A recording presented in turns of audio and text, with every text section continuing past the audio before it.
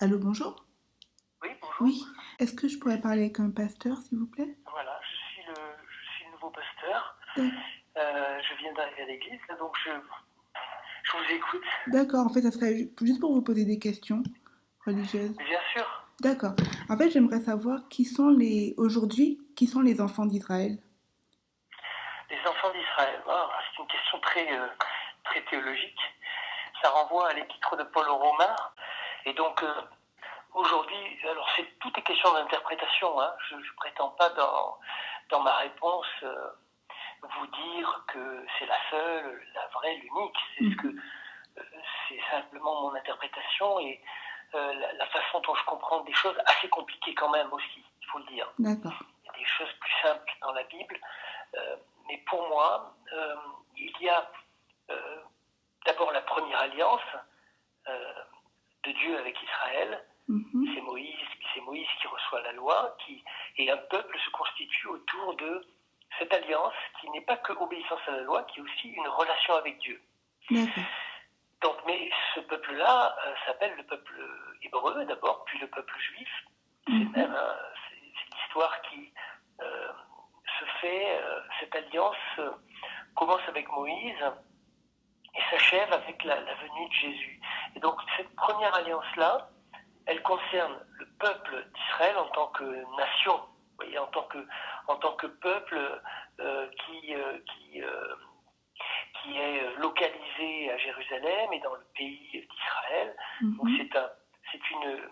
on pourrait dire une alliance un peu matérielle, un peu une vision aussi nationaliste, pas au sens péjoratif, hein, Mhm. nationaliste de l'alliance. Mhm. Et avec le Christ, on voit finalement avec la fin de l'évangile de Matthieu, quand Jésus dit faites de toutes les nations des disciples, on voit qu'il y a un élargissement de la notion de nation, de peuple, un élargissement infini, on pourrait dire universel.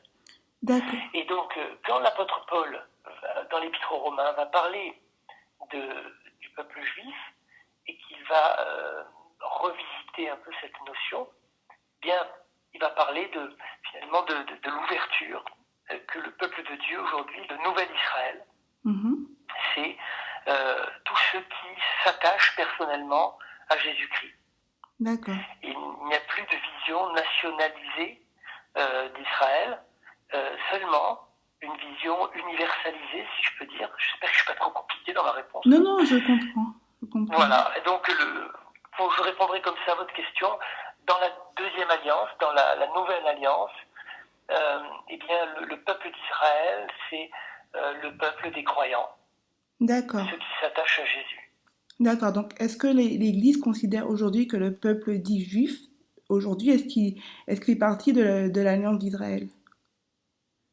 De l'alliance d'Israël Oui. ou de l'alliance universelle en Jésus-Christ. Est-ce D'accord. qu'aujourd'hui, par exemple, est-ce qu'on peut considérer que, parce qu'en fait, moi, je me faisais la réflexion que les Juifs, Oui. ils ont renié la parole de Dieu, ils n'ont pas reconnu Jésus, en fait. Donc, est-ce qu'on peut les considérer comme faisant partie des enfants d'Israël? Vous voulez dire du nouveau peuple de Dieu? Oui, si, Est-ce qu'ils font partie du nouveau peuple de Dieu? oui, Parce si que là, vous, il faut être clair qu'on ne parle plus du peuple d'Israël pour désigner l'Église et pour désigner les croyants.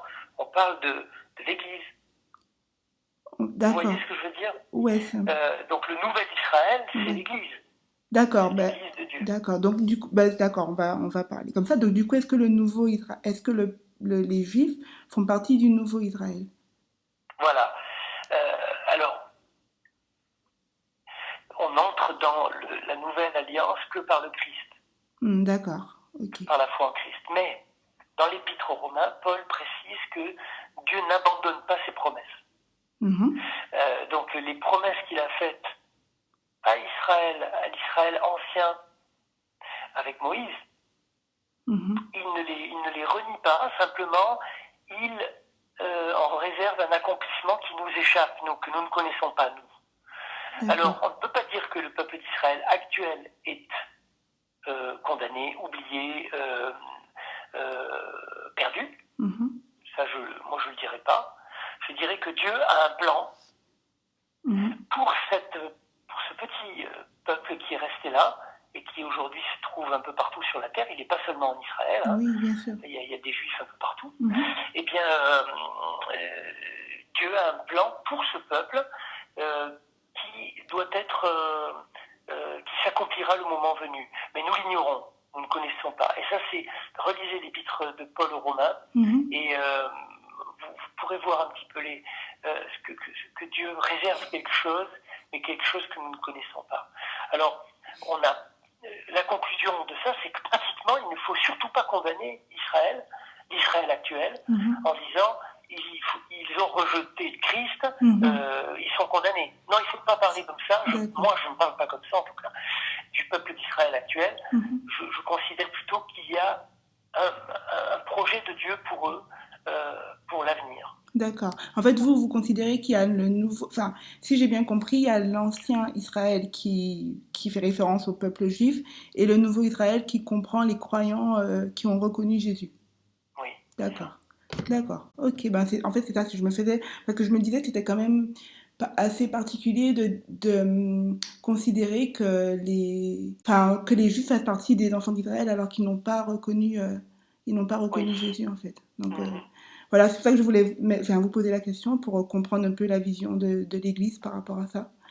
Ben oui. Voilà. Mais en tout cas, si vous avez envie de nous rencontrer, ben, ce sera avec plaisir. Vous vous appelez comment? Aurore, je m'appelle Aurore. Aurore. Eh bien, moi, je suis le pasteur, donc je reçois, je prends des rendez-vous, et donc si vous avez quoi que ce soit, n'hésitez pas. D'accord, il n'y a pas de problème. Voilà. Ben, merci beaucoup pour votre temps alors. Au revoir. Au revoir.